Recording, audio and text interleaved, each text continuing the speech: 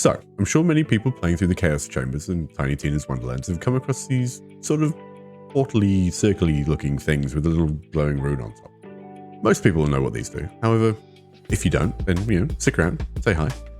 And for those that do, maybe you'll learn something. You never know.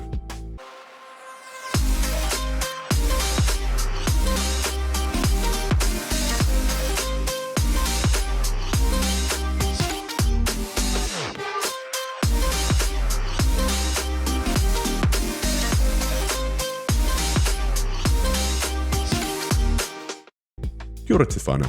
I'm Gio and/or Bucky, and thanks for stopping by. It's a pleasure to have you here. I just want to say quickly, thanks for all the support so far on the channel. It's, heartwarming to see people are actually engaging with the content early on in this YouTube channel's career. I want to keep it going for a while, so let's see how we go. Should be a relatively quick video for you today, so, stick around for the end. I'm sure that most people will have seen these circularly, portally looking things scattered around the Chaos Chambers. Things that I've been terming skull turny button things. They're great, they're toasters, but they have a little turny button thing on the side.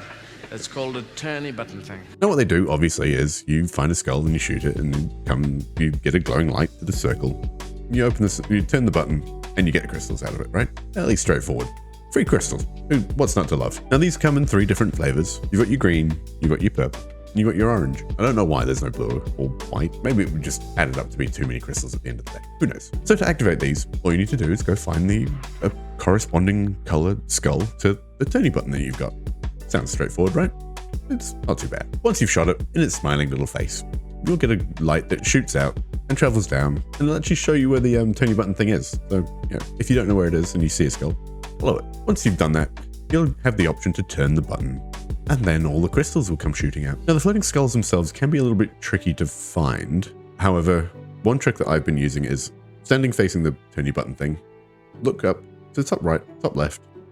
It's typically around there, maybe hidden behind something, usually under a plank of wood or maybe on top of a pillar, somewhere out of the way, but not hugely hidden, I guess. However, if you're struggling to find the skulls, what I've found is that once you've shot one, which might happen during normal gameplay of an encounter, left behind will be a little glowing rune on the wall, on the plank of wood, wherever that skull was previously. So you might have shot it already during the encounter, during the gameplay, and it has now gone and activated the turny button thing, and you just have to go find the turny button thing. Look out for that little rune. Obviously, these are different to the runes that you get next to around the map for the raid bosses. So if you're running multiple of the same run, say you're doing multiple featured runs of a week, these skulls and the turny buttons will always be in the same spot in each run. So if you're going to do it, keep that in mind, memorize those, and make it easier for your next couple of runs. They will be random somewhat between run types and between chaos levels and between weeks on your featured runs. They're usually in more or less the same spot, but each skull can be in a different location. So look out for that. For example, here's a clip of me looking for a button I know is there. And when I find the button, obviously you can see me try and remember where the skull is. Oh, and then there it is. Up in the corner, behind a plank of wood. So once I remember where the button is, I remember where the skull is, and then shoot it. Relatively straightforward. It was there every single featured run I did this week. Now, the actual amount of buttons that show up can vary.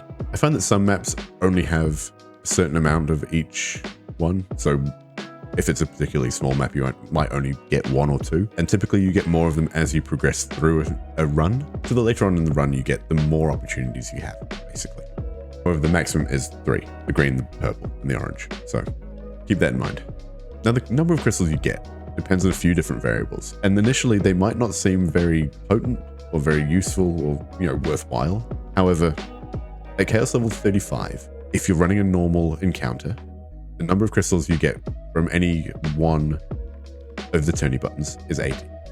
However, if you make it elite and you complete it and you get the crystals out, then you double it and you get 160, obviously. Now, again, that doesn't sound that significant. However, if you do all 3, then you end up with 480 crystals, and that's basically almost 500 for the loot bunnies at the end. So it doesn't seem all that insignificant at the end of the day, particularly if you're getting multiple of the turny button things on each elite encounter. So, they do stack up, 1,000, 1,500 almost sometimes. It's a few extra rolls, it's a few extra chances at the loot you want. And at the end of the day, it's free crystals, right? You have to spend a couple of minutes doing a treasure hunt. And if you're completing multiple runs and you know where they are, then it's just free loot. Like I said, the amount of crystals you get varies depending on a few different variables. I guess what they're called variables. I tested this initially at chaos level 20, and those cap out at 50 per encounter. Likewise, cap out at 100 if you're doing an elite run. Definitely some variance in the amount of crystals available for each chaos level increment that you're doing. Keep an eye out for them. They're pretty worth it at the end of the day. Even if you're getting another 500 crystals throughout the entire run, still an extra roll, right? So there you have it. A quick rundown on what the skull turny button things do and how you can maximize your crystal potential and then eventually, obviously, your loot gains. And that's it. Pretty quick one for today. However, felt it was necessary to clear up a few little bits and pieces and help you guys get a bit more loot for free, basically. If you have any other questions or you found a better way of maximizing those crystals, feel free to leave them below or stop by the stream. I'm live every Tuesday, Thursday, and Sunday on Twitch. Links are below. All that sort of jazz. Feel free to stop by, catch me live. If you can't catch me live, that's fine. Just having you watch the video is enough for me. I really appreciate that. If you want to hit the like and subscribe below, then that'd be amazing, but don't feel you have to. Anyway, I've been Gio. Kia kaha, kaki te ana, and be kind.